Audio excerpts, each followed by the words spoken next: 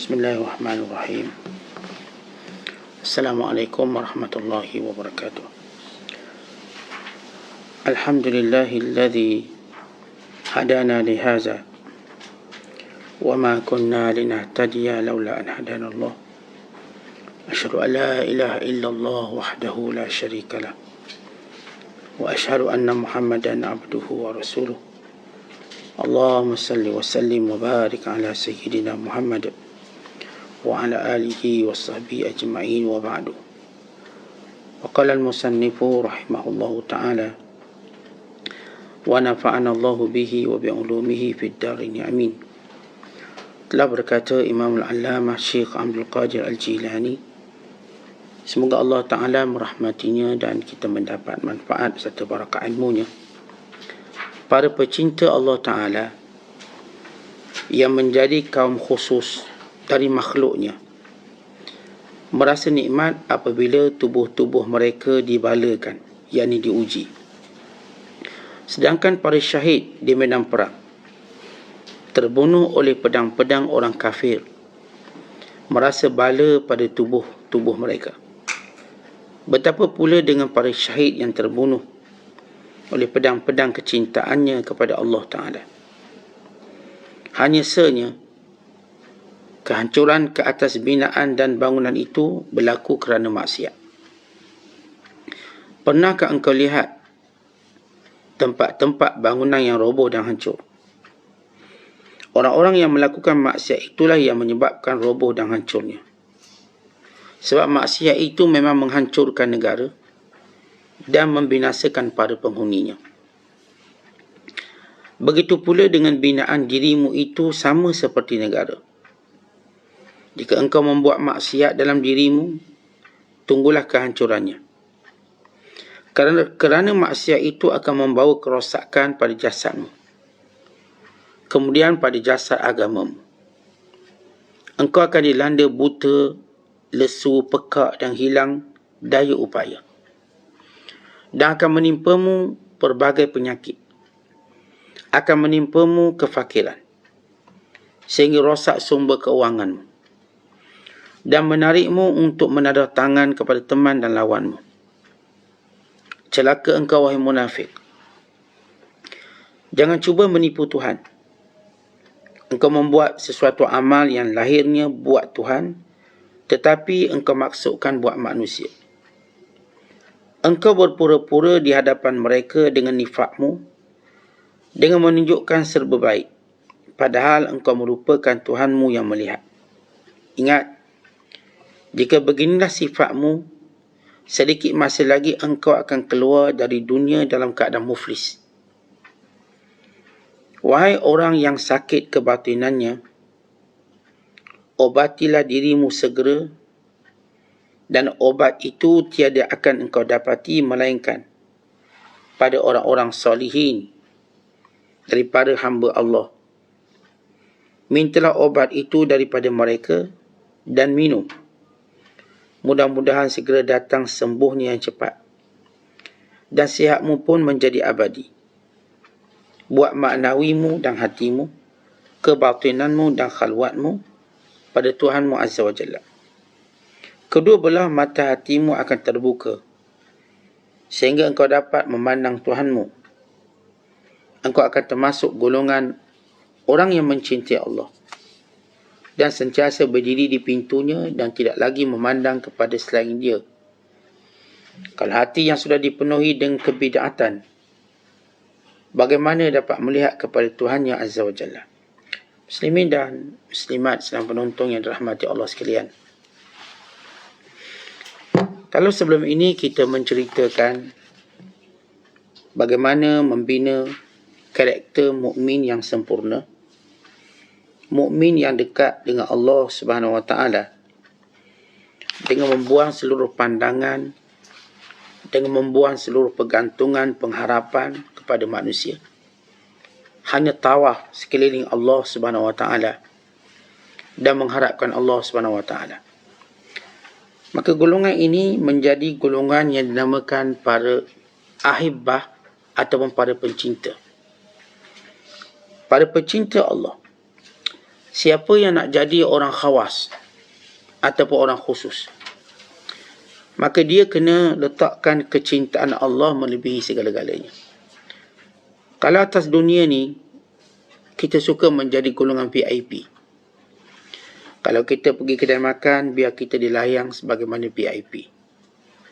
Kalau pergi mana-mana tempat rasmi atau mana-mana tempat yang kita tahu sibuk dan sebagainya, kita suka dapat layanan VIP. Maka golongan VIP ini namanya golongan khusus, yang sentiasa menjadi pandangan manusia dan kehendak manusia.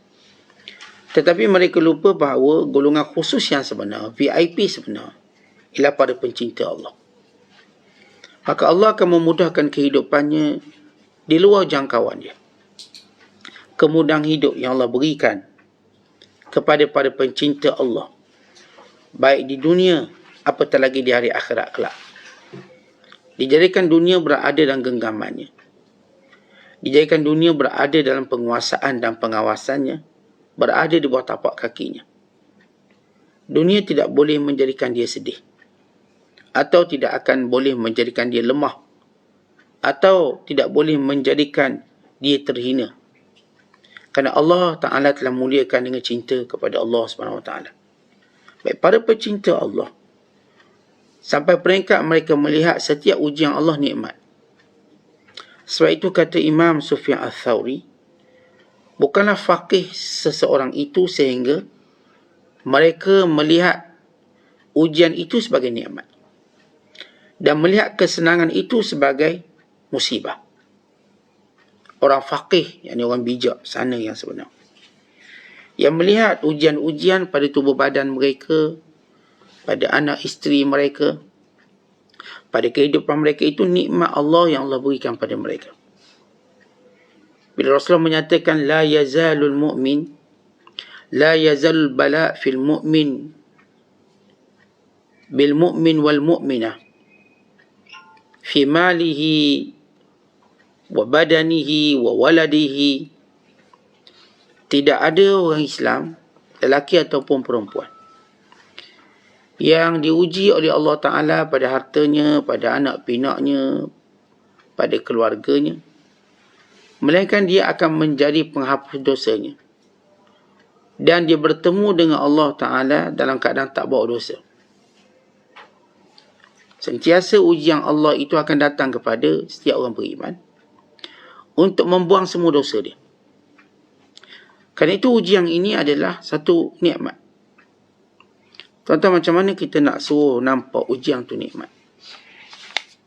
Ujian-ujian yang dibenci oleh orang-orang umum, orang-orang awam. Sebab orang awam nak senang, maka segala ujian, sakit kaki sikit pun dia dah merungut teruk.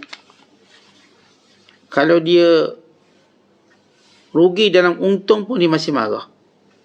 Maksud dia dah untung tapi tak macam dia nak. Itu maksud rugi dalam untung. Dia masih tak tentu arah. Maka golongan ini tidak pernah menganggap ujian Allah sebagai nikmat, dan tidak pernah menganggap ujian Allah untuk muhasabah diri, atau ujian Allah sebagai ilmu yang paling berguna, atau ujian Allah sebagai penyesalan untuk mereka mengubah kehidupan. Tidak pernah. Tapi golongan khawas, pada pencinta Allah, mereka ini syahid dalam ujian Allah. Sebagaimana orang yang mati syahid di medan perang, di sebalik pedang yang menusuk badan mereka, di sebalik panah dan tombak yang menikam badan mereka, mereka merasakan itu nikmat. Dan kita tahu orang-orang yang mati syahid, mereka ini tidak mempunyai sakratul maut. Maksudnya kesakitan mati. Bukan setiap yang menusuk badan mereka itu bagaikan gigitan semut. Terlalu sedikit. Bukan mereka merasa begitu nikmat. Saya disebut dalam hadis, bila Allah Ta'ala berfirman kepada orang mati syahid, apa yang kamu nak? Mereka kata, kami nak hidup balik, kami nak perang, kemudian mati, hidup balik, perang, mati, hidup balik, perang, mati. Itu kami nak. Kerana seronok benda tu, yang hanya diketahui oleh para syuhada. Baik kata Syekh Abdul Qadir, kalau orang yang mati syahid, sebenarnya setiap benda yang kena pada tubuhnya nikmat, kenikmatan. Demikian pada pencinta Allah.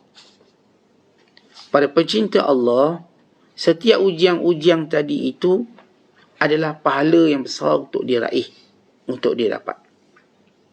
Sebab itu mereka melihat ujian ini lain daripada apa yang kita lihat. Mereka melihat ujian sebagai satu penapisan, menjadikan jernih hati mereka. Sebagaimana kita melihat alat penapis air, yang air keruh melaluinya untuk mengeluarkan air yang jernih, yang boleh diminum, yang boleh dimanfaatkan, yang nyaman dan segar. Demikian mereka dalam memburu kejernihan hati dengan Allah. Maka datang ujian. Lalu setiap kali ujian mereka lalui, hati mereka makin jernih. Hati mereka makin suci, makin bersih. Kerana itu tuan-tuan sekalian, adab dan adat, adab yang akhlak dan adat yang kebiasaan bagi para khawas, bila datang satu ujian mereka akan diam. Diam. Mereka tak akan mengeluh dulu, diam. Itu adab pertama. Supaya kita dapat mencontohi mereka. Bila datang satu ujian, maka diam. Jangan cakap apa-apa yang, atau jangan biarkan dia bertindak spontan yang boleh merugikan kita. Kerana kita tidak tahu di sebalik ujian itu nikmat. Di sebalik ujian tadi adalah suatu kemuliaan. Bahkan kadang-kadang bila kita dengar suatu tak betul lagi pun, kita dengar seolah macam nak ujian, belum betul lagi. Orang kata rumah kita terbakar, contoh. Kita dah merungut sekian-sekian, rupanya silap maklumat rumah orang lain. Lihat bagaimana kita telah merugikan diri kita sendiri. Kita dapat maklumat kata kita ni gagal periksa. Kita dah merungut, dah tendang meja, tendang kerusi. Tiba rupanya bukan kita, orang lain. Silap nama. Kita lihat hasil yang tindakan spontan yang merugikan kita.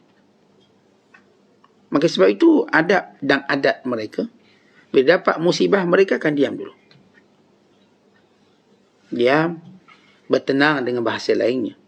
Kemudian paling pertama yang mereka akan sebut, inna lillahi wa inna ilaihi raji'un. Mereka ingat Allah. Mereka akan kata dulu, inna lillahi wa inna ilaihi raji'un. Apa maksud inna lillah? Maksud ini semua milik Allah. Dan kalau Allah nak ambil, memang milik dia. Kita pun milik Allah. Kalau Allah nak ambil yang tu, Allah nak ambil yang ni, itu semua milik Allah. Kita mesti memperakui bahawa apa yang ada ni bukan milik kita. Dan kalau sekiranya kita tahu bukan milik kita, dan pemilik asal nak ambil, kita nak marah apa? Kita nak kata apa? Dia pemilik asal. Dia datang, dia ambil. Dia ambil anak kita, dia ambil isteri kita, dia ambil suami kita. Dia ambil harta kita. Dia ambil kesihatan kita. Dia ambillah segala kemuliaan diri kita. Itu semua milik Allah. Maka kita akan isyirah wawa. Inna lillahi wa inna ilaihi raji'un. Ya Allah, ini bukan kami punya. Engkau punya, ya Allah. Dan kami kembali padamu. Kami juga engkau punya, ya Allah. Jadi kalau kita faham makna inna lillah, sesungguhnya kami milik Allah. Dan kepada Allah kami kembali. Dengan maksud yang lain, ya Allah, semua engkau punya. Kami juga engkau punya. Dan engkau berhak melakukan apa sahaja. Dan selepas itu, tuan-tuan sekalian, yang kita kena sebut ialah minta pahala. Sebab dia besar mana pun ujian, pahala lebih besar. Besar mana pun ujian kita, pahala lebih besar. Kita akan kata, Allah ma'jurni fi musibati. Ya Allah, berilah pahala atas ujianku ini. Tuan-tuan sekalian, bukankah kita sendiri mendedahkan diri kita pada ujian untuk dapat duit? Ada orang duduk depan api untuk dia dapat duit. Sebab dia jadi tukang masak. Ada orang belajar di laut lepas, yang ombak menggunung untuk dia dapat duit. Ada yang panjat tingkat 3, 3, 4 untuk dapat duit. Ada yang bersengkam mata untuk dapat duit. Bukankah kita terdedah pada ujian-ujian ini untuk kita dapat duit? Yang stay up, tak tidur malam, siapkan tesis, siapkan sekian. Bukankah untuk dia dapat duit? Yang kerjaan dia akan dapat sesuatu. Semua orang, dia akan korbankan diri dia untuk dapat sesuatu. Maka apakah ada yang lebih hebat daripada pahala itu sendiri? Bila kita sanggup korbankan diri kita untuk dapat pahala. Ada orang saya katakan sanggup naik tingkat 14, 18. Dia tukang bersih cermin bangunan. Risikonya tinggi, tapi untuk dapat duit dia okey. Ada orang tinggal anak bini sebulan 2 bulan. Pergi negara tu, negara ni. Dia mengambil risiko yang tinggi dan dia telah meletakkan ujian yang besar pada keluarganya. Tapi dia sanggup sebab duit. Gaji. Tuan-tuan mudah kita faham. Apatah lagi pahalanya. Bila datang ujian, Allah beri pahala. Sebab itu kita minta pahala. Yang ketiga, kita tahu diri kita ni tuan-tuan tak kuat. Dan kita tahu yang menguji kita ini Tuhan yang maha kaya. Dan maha pemurah. Maka kita akan berkata, wakhluf li khairan minha. Dan gantikan aku apa yang lebih baik. Kerana kita melihat apa pun yang Allah uji, melainkan Allah nak beri yang lebih baik. Jangan melihat benda yang kita diuji itu lebih baik daripada apa yang Allah akan ganti. Jangan sesekali melihat begitu, dan kita akan terus berduka cita sampai bila-bila. Yang Allah nak bagi, kita duk teringat basikal kita dulu yang kena curi. Kita dah beli basikal baru ni. Tapi ustaz, basikal yang kita kena curi lagi bagus sebenarnya. Dia macam ni, tak. Ini lagi bagus untuk kamu. Jangan pernah menyangka bahawa yang hilang itu lebih baik daripada yang diganti. Kerana kita ambil contoh gini, kalau seorang anak kecil. Seorang anak kecil bila barang mainannya rosak, maka ayahnya ganti. Tiba-tiba dicampakkan mainan ni sebab rasa tak berbaloi berbanding mainan dulu, maka dia terus diharamkan dapat. Tapi kalau si anak ini, bila mainan dia rosak, ayah dia berganti, dia seronok dengan mainan baru, ayah dia akan tambah lagi. Kita pun sama, barang-barang yang kita hilang, benda-benda yang telah lalu, yang telah Allah uji kita dan telah gantikan, maka ini yang baik. Ada orang dia dulu putus tunang. Dia pun sedih lah putus tunang. Sebab dia rasa yang tunang dia terbaik. Maka dia dapat isteri lain ataupun tunang orang lain nak kahwin. Setiap kali nampak perangai tak baik isteri dia, dia pun teringat tunang lama dia. Dia kata kalau tunang dulu taklah macam ni. Walhal dia tak buat perbandingan yang betul. Sebab itu tunang bukan isteri. Dia nampak kelemahan isteri dia, dia akan ingat tunang dia. Tunang saya dulu baik, senyum selalu. Ni isteri tak senyum, masak muka. Sebenarnya dia sedang mendedahkan diri dia pada bala yang lebih besar. Kerana seorang bila Allah nak beri nikmat yang banyak, dia akan lupakan yang lepas. Dan dia menganggap apa yang Allah beri ni paling baik. Dan Allah bagi isteri ni dia pun lebih baik daripada tunang saya dulu. Lebih baik. Kerana Allah sendiri yang beritahu berdasarkan daripada apa yang disebut oleh Nabi SAW. Tidak diputuskan, tidak ditakdirkan Allah kepada kamu suatu ketentuan, melainkan ia baik untuk kamu. Ia mesti baik. Tentang baik ni benda yang subjektif. Berdasarkan dalam dan ceteknya akal kita. Akal ni, kalau kita fikir berdasarkan duniawi, dia menjadi cetek. Secetek-ceteknya.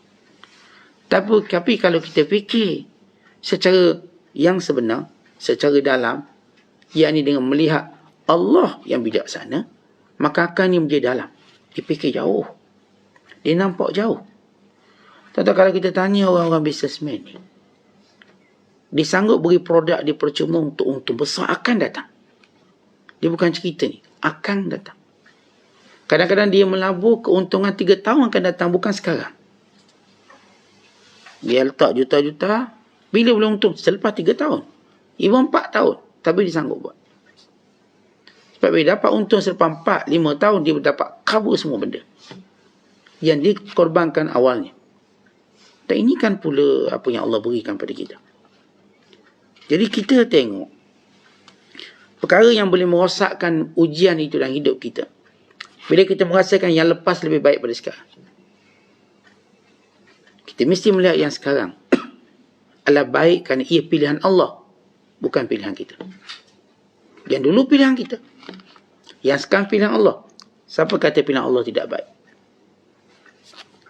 Kerana akal kita yang memikir secara sathiyah, permukaan, sebab itu kita nampak tak baik. Tapi kalau kita fikir cara dalam, inilah paling baik. Kenapa? Allah gantikan benda ni bersama pahala yang tercatat. Pahala yang tercatat. Yang dulu dapat, mungkin tak ada pahala tercatat dengan apa yang kita dapat. Kemudian dia hilang, dan Allah ganti untuk beri benda ni bersama pahala yang dicatat. Maka jadi besar dan jadi banyak. Sebab itu kita lihat para sahabat, bila mereka tinggalkan bumi Mekah. Bumi Mekah ni bumi terbaik. Dan mereka mendiami Madinah. Anehnya, mereka tidak berpatah balik ke Mekah. Walhal mereka tahu Mekah bumi terbaik. Mereka berhijrah dengan perintah Allah. Kemudian Allah mengembalikan Mekah kepada orang beriman pada tahun ke-8 Hijrah. Tapi tak ada pun sahabat Rasulullah yang berhijrah ke Madinah pulang semula ke Mekah. Hatta Rasulullah sallallahu alaihi wasallam. Nabi sendiri tak pulang ke Mekah. Walau di Mekah ada kubur isterinya Khadijah. Bukan keluarganya. Bukan kenangannya. Bukan tempat dia lahir, tempat dia membesar. Bukan segala benda bagi kita yang cintakan kampung. Orang Madinah sudah menyangka, dulu Nabi SAW tak balik Mekah sebab Mekah di bawah penguasaan orang kafir. Tapi bila menang saja, orang Madinah mula terfikir, lepas ni pasti Rasulullah akan duduk di Mekah. Kosonglah kita. Kita Madinah ni Rasulullah bangunkan. Tak ada Rasulullah di Madinah. Allah, masih habis. Mekah ada Kaabah. Mekah ada tempat-tempat haji orang pergi juga. Tetap orang Ansar dah fikir bukan-bukan. Ditambahi pula bila dalam peperangan Hunain, Rasulullah sallallahu alaihi wasallam membahagikan ghanimah yang terbesar dalam sejarah peperangan Rasulullah. Diberikan sebanyak-banyaknya kepada orang Mekah. Yang ni dapat 100 unta, yang ni dapat 100 ekor unta, yang ni dapat 200 ekor kambing, yang ni dapat emas banyak ni, banyak. Maka orang Madinah mula goyang. Pertama, mereka menyangka Nabi akan pulang ke Mekah. Yang kedua, mereka nampak pula Rasulullah beri kepada orang Mekah ni, yang hanya tinggal satu dalam hati mereka. Dia Rasulullah. Tak mungkin kita wasangka buruk pada baginda. Apa yang Nabi buat, pasti ada baiknya. Dia Rasulullah. Dia buat dengan perintah Allah. Tapi, manusia secara fitrah tidak mampu menyembunyikan kebimbangan. Setenang mana pun kita, tuan-tuan, kita tak mampu sembunyikan kebimbangan kita. Rasa takut. Cemah para sahabat. Maka terdengar orang dah kata Nabi tak adil bagi banyak harta rampasan perang pada orang Mekah. Orang Madinah tak dapat. Ni tak dapat. Itu strategi Rasulullah.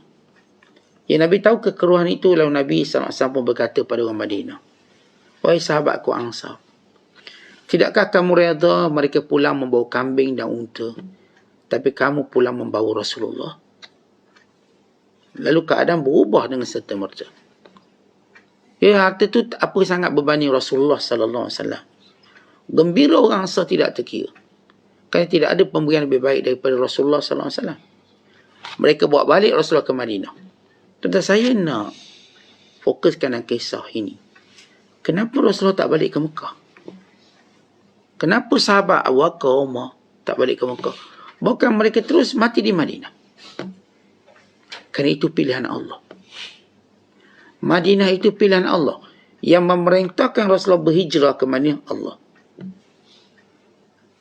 Demikian juga Abu Bakar, Umar, semuanya sahabat ini, mereka diperintahkan. Dan mereka takkan tukar apa yang Allah pilih berbanding apa yang mereka pilih. Mereka nak pilih Mekah. Tapi Allah memilih Madinah untuk mereka. Tentu ada benda, dia memang baik, tapi dia tak baik untuk kita. Ada benda, dia memang baik, tapi ada yang lebih baik pada kita. Maka ambil apa yang lebih baik untuk kita. Ada benda semua baik. Kita katakan, ni perempuan-perempuan ni semua baik, laki-laki semua baik, tapi Allah pilih yang baik untuk kita, maka jadi isteri kita. Maka itu yang baik. Itu pilihan Allah pada kita. Bila mana kita, kalau kita kata, ustaz, macam mana saya nak kata tu pilihan Allah? dan itu pilihan saya. Jawapannya kata ulama, bila seorang, even hatta kalau dia pilih, tetapi bila berlaku kekurangan dengan apa dia pilih, dia redha, berarti itu pilihan Allah. Tapi kalau dia tak redha, berarti itulah pilihan dia. Sebab redha tak redha, ataupun nilai pilihan Allah ini, bila kita redha pada sesuatu benda itu, maka itu pilihan Allah terbaik untuk kita. Sebab itu Nabi SAW menyatakan, bahawa Allah bila uji seorang hamba, kalau dia redha, falahur redha, maka Allah pun redha benda itu.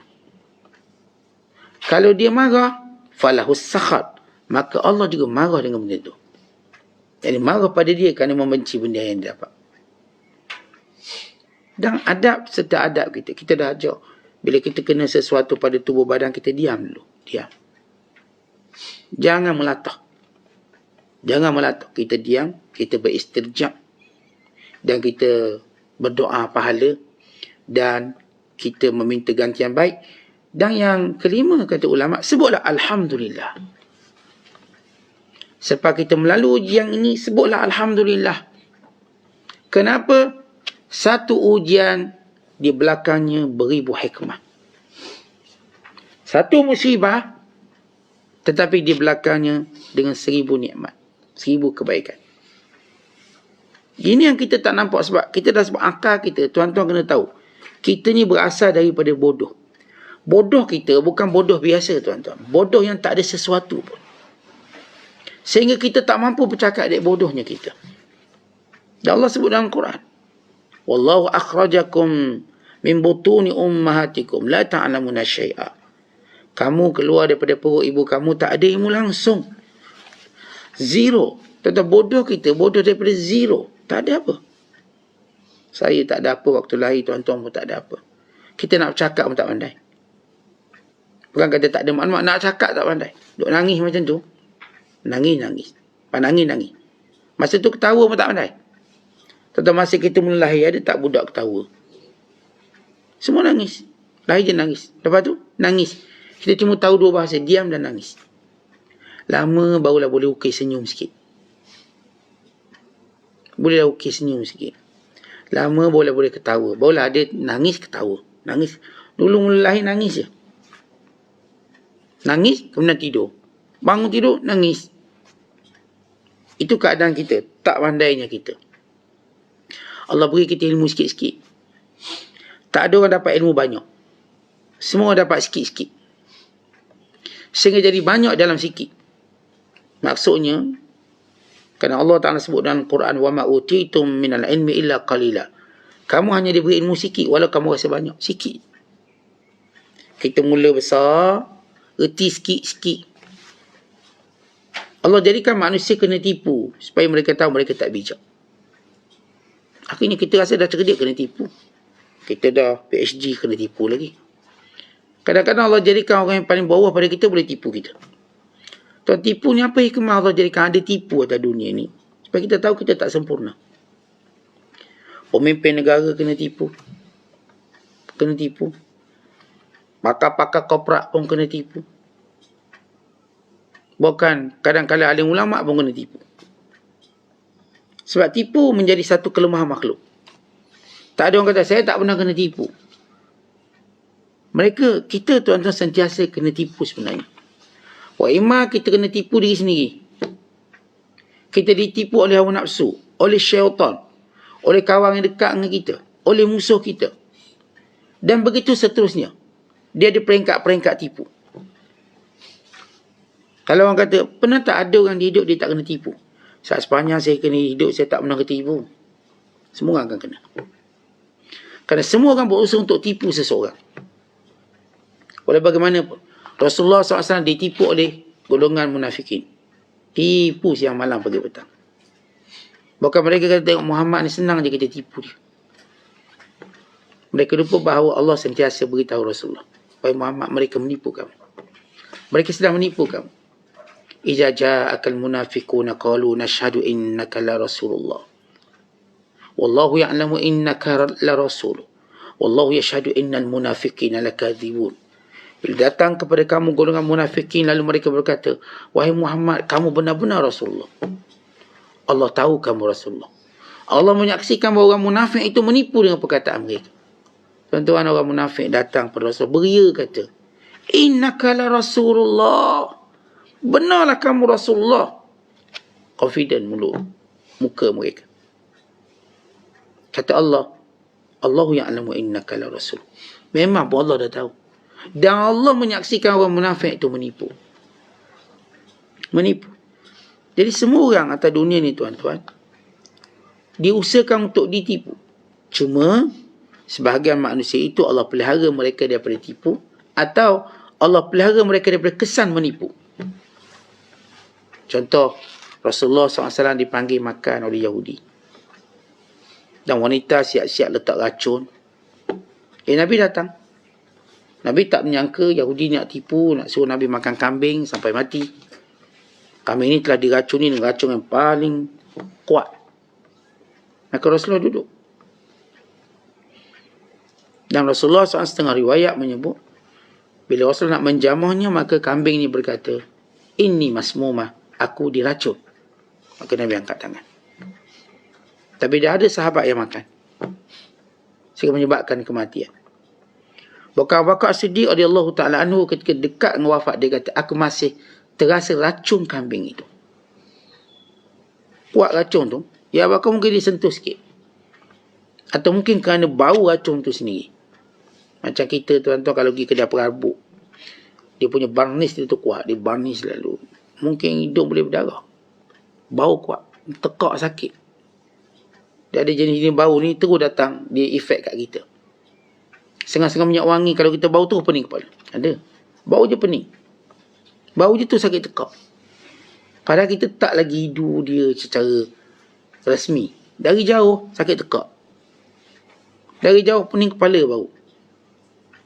Saya kalau masuk kedai perabuk, terus sakit tekak, bani kuat. Alhamdulillah selamat duit saya. Tak payah beli apa-apa. Tak payah masuk kedai perabuk. Dia punya bani dia kuat, tekang sini. Ini setengah orang. Bau-bau tadi boleh ada orang bau ikan je muntah. Kesan bau. Ini kan pula racun. Ada orang saya katakan dia kalau kena orang alahan lagi teruk lah. Yang mengandung dan sebagainya. Mungkin dia bau tu muntah. Ada seorang hamba Allah, dia dengar bunyi telefon dia boleh muntah. Suami dia tu, Ustaz, pelik bini saya ni. Dia dengar ringtone tu, dia boleh muntah. Boleh tak Ustaz buat air sikit?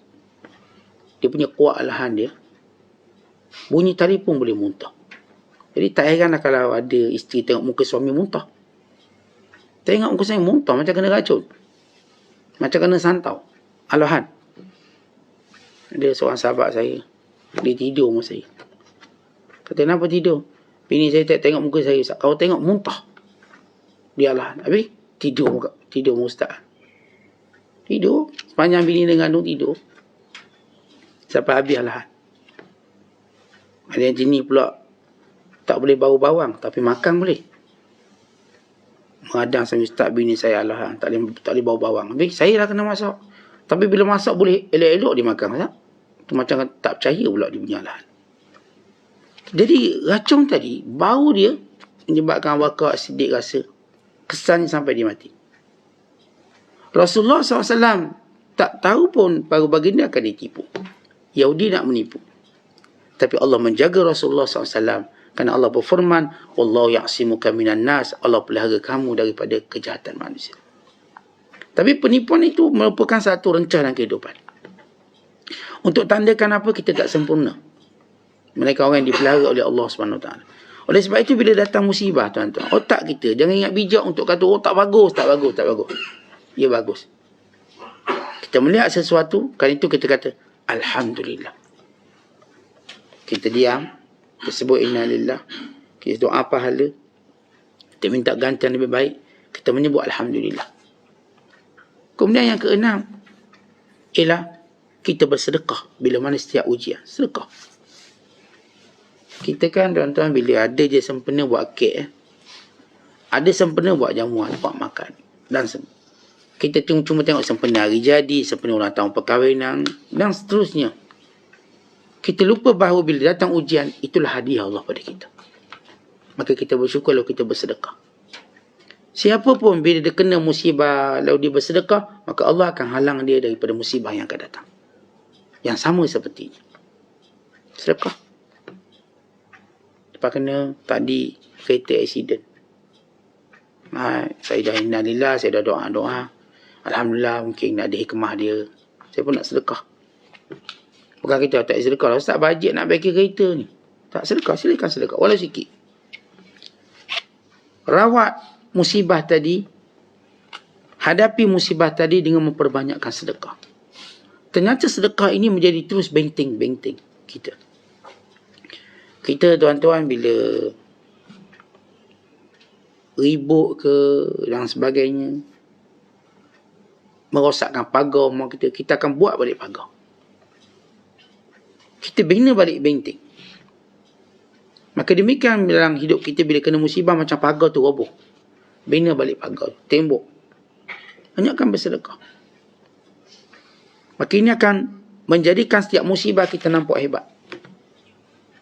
Benar-benar kita terima musibah sebagai kebaikan. Dan akhir sekali kata ulama, bangun dan lakukan qiyam, solat. Solat walaupun 2 rakaat. Kita ni duk belajar solat ajak nak benda je. Kita tak belajar solat untuk bersyukur pada Allah. Syukur kenapa musibah itu tidak sebesar yang patut berlaku. Dia sikit daripada hidup kita, tak banyak. Kita dengar sahabat-sahabat kita yang diuji dengan ribut, taufan, dan beliau kat Perak. Semalam. Kuat. Walau besar ujian, beratus rumah rosak. Tapi mungkin dia cuma terbang beberapa bumbung dan atap. Tapi tak terbang dengan kita-kita. Bayangkan kalau kita pun terbang sekali. Yang terbangnya atap. Bumbung. Yang terbangnya benda ni. Kita Alhamdulillah masih duduk kat dunia. Sebab tu kita kena salat syukur pada Allah. Kan tiada ujian, malaikat dia cuma mengambil sebahagian. Bukan semua. Bukan semua. Tidak pernah ujian mengambil semua, melainkan sebahagian daripada apa yang kita miliki. Di situ tuan-tuan sekalian kita belajar bagaimana melihat suatu ujian dan mana yang akan syahid dengan ujian Allah.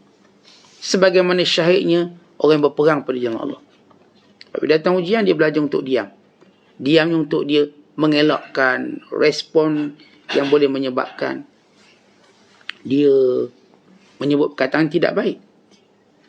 Kita tengok tuan-tuan, sahabat-sahabat kita setengah orang, bila dekat dia nak miss accident, dia pun nak marah orang tu, buat isyarat lucah.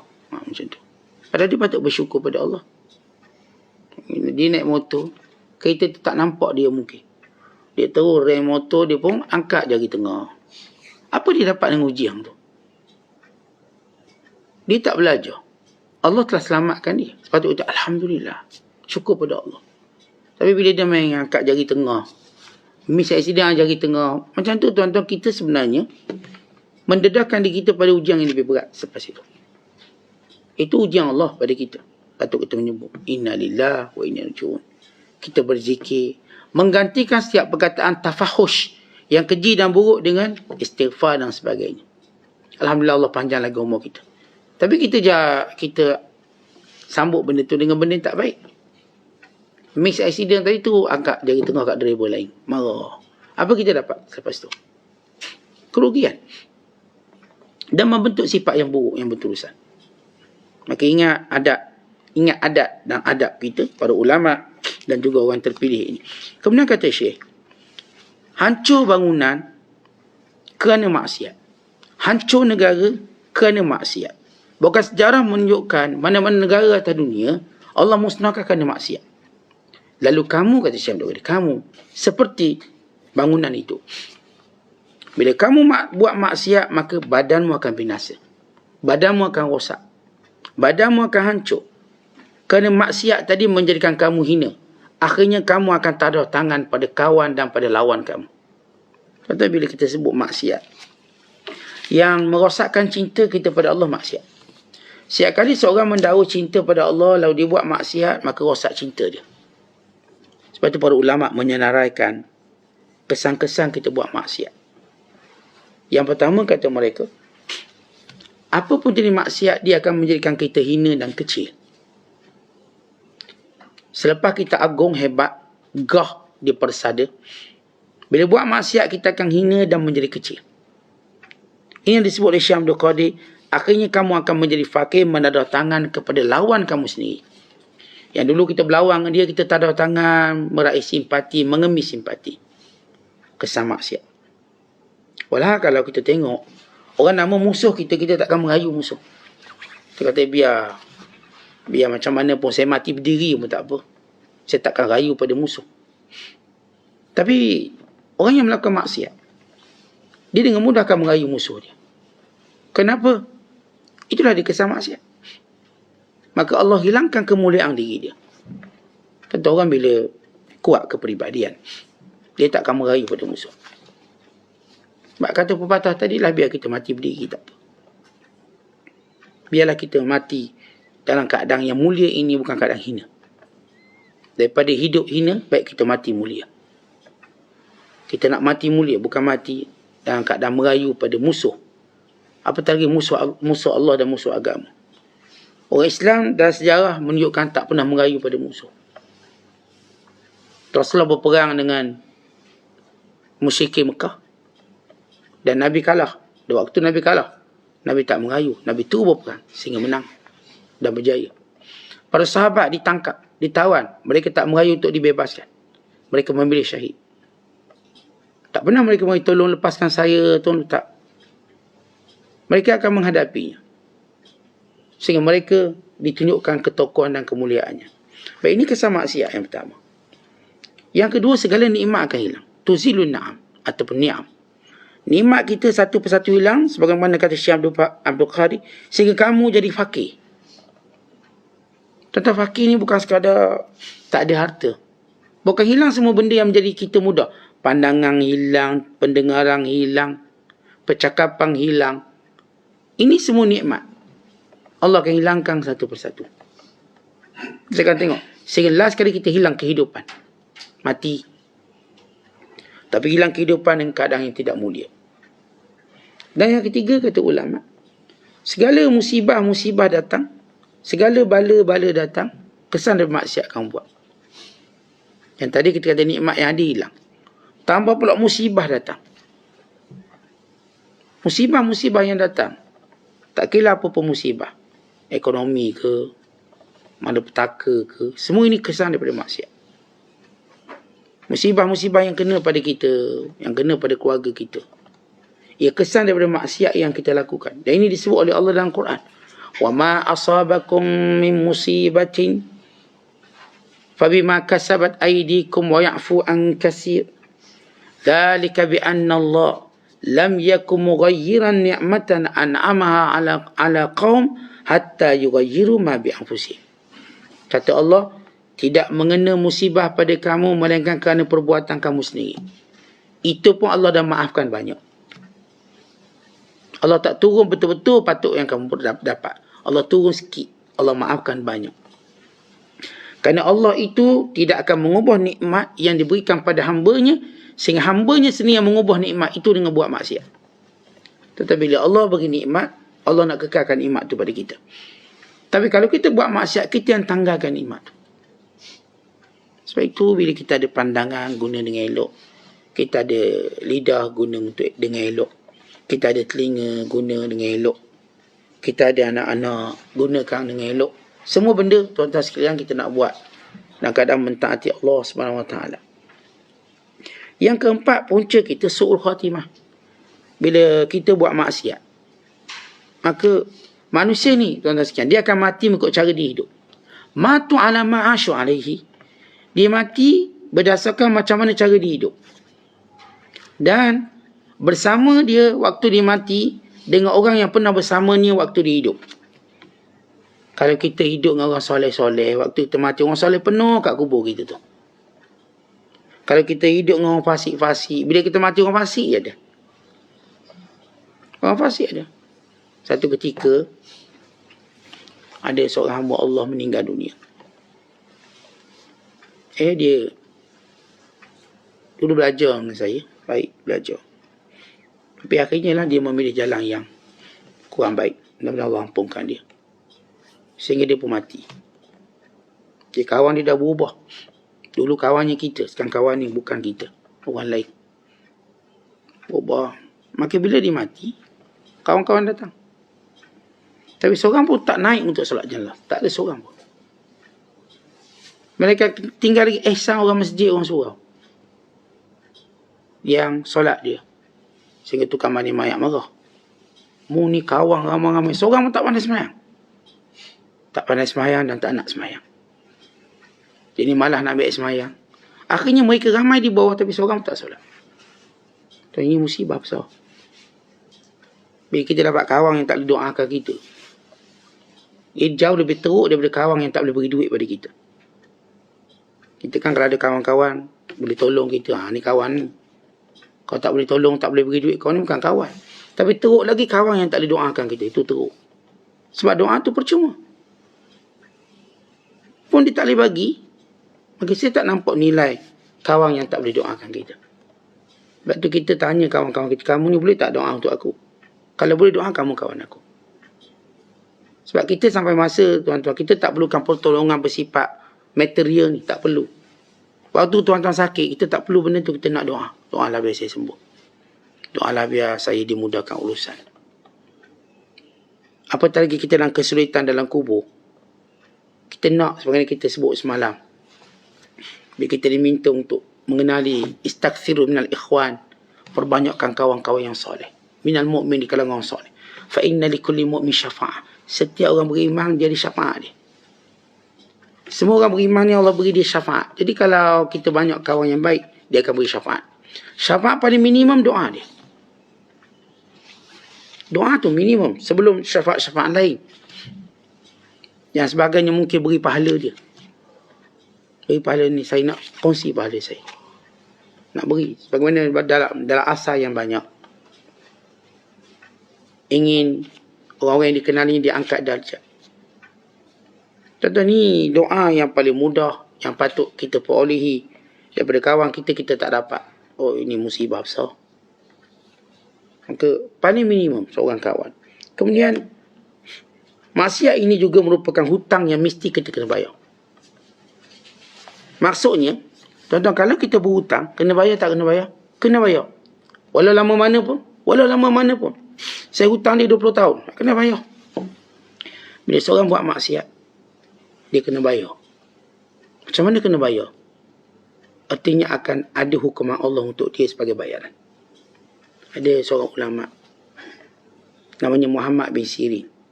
Ini ulama hebat, baik, soleh. Sezaman dengan Hasan Basri. Yang meninggal tahun 110 Hijriah. Dia, tuan-tuan sekalian, terkena ujian, musibah. Musibahnya dia bankrupt bisnes. Dia ni seorang ulama dan ahli bisnes. Sebelum dia mati, dia muflis. Muflis. Dia kata apa? Inilah hutang yang dibayar, maksiat yang aku buat 40 tahun lepas. Maka Allah bayar hari ini. Maka dia bermuhasabah. Padahal dia ni orang hebat. Tapi dia cepat mengetahui. Kisahnya, tuan-tuan sekalian, dia ni orang bisnes. Kadang-kadang mulut tu terkeluar, ni tak pandai bisnes orang ni. Macam tu je ayatnya. Tak pandai bisnes. Akhir ayat tu kena pada dia. Ayat tu kena pada dia. Walaupun dia bukanlah niat nak menghina, tapi awak tak pandai bisnes. Waktu beliau, di akhir usia beliau, ucapan itu lepas 40 tahun, tapi dia ingat. Itu kelebihan orang alim.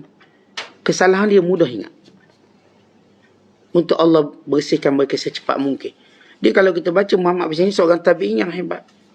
Tapi bagaimana dia berkata, itu dia sementara kita. Ini ialah ucapan yang aku sebut dulu 40 tahun dan Allah kenakan aku pada hari ini. Punca dia muflis. Dia beli minyak banyak-banyak.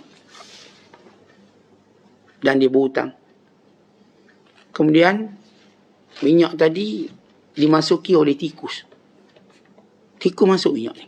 Berenang-renang tikus. Bila tikus berenang, dalam hadis menyebut, mana-mana benda yang cair, kalau dimasuki dia oleh najis, mesti dibuangkan. Kalau mana-mana yang beku, maka cuma dibuang yang sekeliling dia. Kalau tikus tu masuk dalam keju yang beku, Maka just korek sekeliling dia, buang.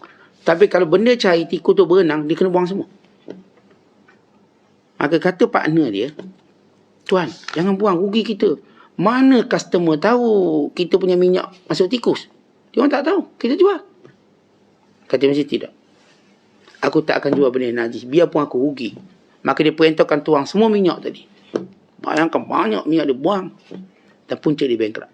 Muflis. Tapi dia bukan nampak tikus, dia nampak dulu. Aku pernah melihat seorang berkata tak pandai niaga. Ungkapan itu begitu memberi kesan kepada kehidupan orang beriman. Sebab tu kita tuan-tuan, bila kita bercakap ni, jaga-jaga mulut. Ia mungkin menghasilkan satu hukuman Allah pada kita. Saya ni tak makan macam ni, tak makan. Last kali kita kena makan. Dulu kata saya ikan kecil tak makan. Kita jenis ikan besar je, kecil. Kita ikan kecil ni bagi makan itik. Last kali kena sumbak penjara ikan tu, dia jumpa dalam penjara. Sahabat saya, dia supply makanan kat penjara. Saya pergi ziarah kedai dia. Tengok dia goreng ikan. Saya tanya, Syekh, ni ikan apa ni? Ni ikan untuk banduan ni. Saya dapat tender penjara. Saya pun tengok ikan dia. Memang ikan kecil-kecil lah. Takkan nak bagi ikan merah. Saya pun nak masuk penjara ikan merah. Ni ikan kecil. Bagi yang kecil. Lepas tu digoreng pun minyak yang kita panggil minyak recycle. Sebab kos dia rendah. Jadi ikan tu dah warna dia hitam sikit. Sebab apa? Sebab minyak. Goreng.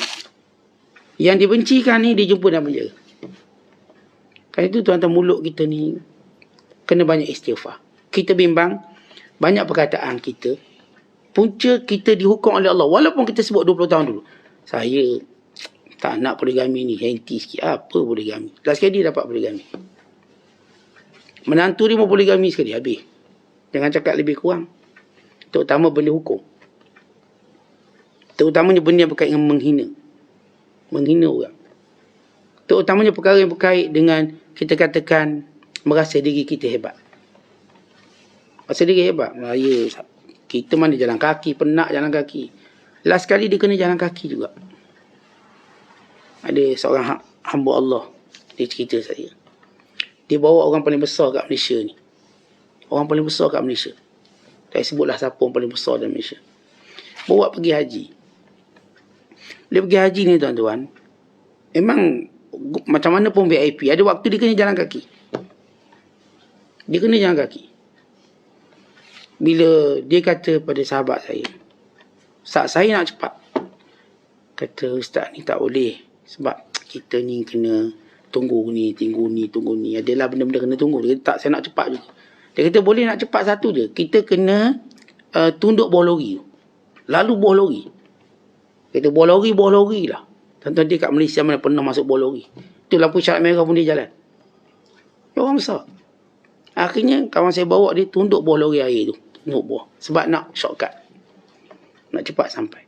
Akhirnya dia pun dapat sesuatu. Lihat bagaimana sehebat mana pun orang, dia akan buat benda yang mungkin tak pernah terlintas, dia akan buat satu hari nanti.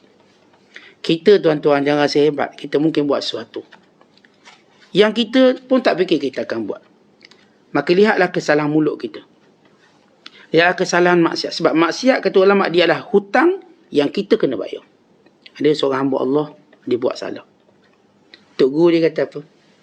Kamu mesti akan dapat hukuman Allah walaupun selepas 20 tahun. Akhir benar selepas 20 tahun dia dihukum oleh Allah. Dihukum oleh Allah. Sebab itu tuan-tuan, kita ni kena sentiasa iltizam dengan istighfar. Saya tak tahu ada perkataan saya yang penyebab saya mungkin dihukum oleh Allah di akhir hidup saya. Saya tak tahu, mungkin ada perbuatan saya yang menyebabkan Allah hukum saya di akhir usia saya. Kita tak tahu. Tuan-tuan, kita kena tahu bahawa kita ni sentiasa dikelilingi oleh dosa banyak. Kita jangan sesekali berkata, saya tak pernah buat dosa, Ustaz. Saya pun tak pernah buat sakit hati orang, tak pernah.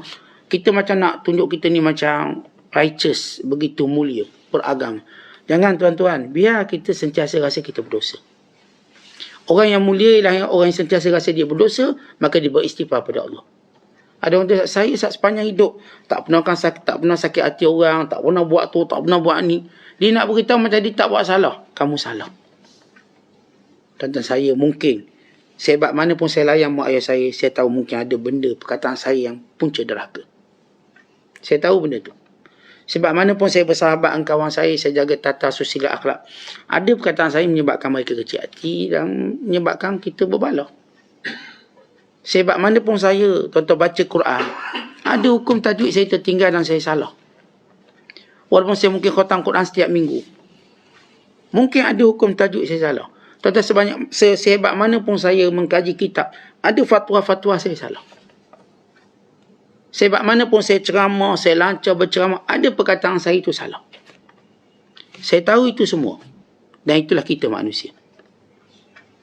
Sebab mana pun. Sebab tu kata ulama, likulli alim zallah, wa likulli jawadin kabwa. Kuda sepantas mana pun dia berlari, dia juga tergelincir jatuh. Orang alim, sebab mana pun ilmu, dia juga akan tersilap. Tentang kita siapa sangat. Oleh sebab itu ingat, setiap dosa kita buat, dia adalah hutang yang kita kena bayar. Selepas 40 tahun pun kita kena bayar. Habis tak macam mana saya nak suruh hutang ni dihalalkan oleh Allah. Kebanyakan istighfar. Banyakkan istighfar, banyak-banyak dengan sungguh-sungguh, insya-Allah. Yang mungkin dulu kita buat silap 10 tahun, 20 tahun, Allah tak balas. Bukan sekadar Allah ampunkan. Bukan Allah padamkan dalam catatan malaikat anti kita. Allah padamkan. Akhirat kelak bila dibuka catatan tak ada dosa tu. Dek kerana istighfar yang betul. Jadi saya bimbang dan kita patut bimbang apa yang kena pada kita hari ini. Mungkin apa itu yang kita cakap dulu. Kita cakap banyak tuan-tuan sebab seronok. Akhirnya ayat-ayat percakapan kita kadang-kadang boleh beri kesan dalam kehidupan kita. Kita rasa kita bijak. Last kali Allah tunjuk kita tak pandai. Kita rasa kita yang paling bijak bisnes. Last kali Allah tunjuk kita macam tak pandai bisnes. Kita rasa orang tu tak bijak. Tiba Allah angkat dia jadi bijak. Ini supaya kita belajar dalam hidup kat dunia tuan-tuan, rendah diri. Rasa berdosa. Banyak istighfar. Dan melihat sekali ujian yang Allah beri pada kita. Teguran. Ingatan. Bukan amaran. Untuk kita menjalani kehidupan kita sampai benar-benar kita tenang bila pulang kepada Allah Subhanahu Wa Taala. Wallahu bisawab. Assalamualaikum warahmatullahi wabarakatuh.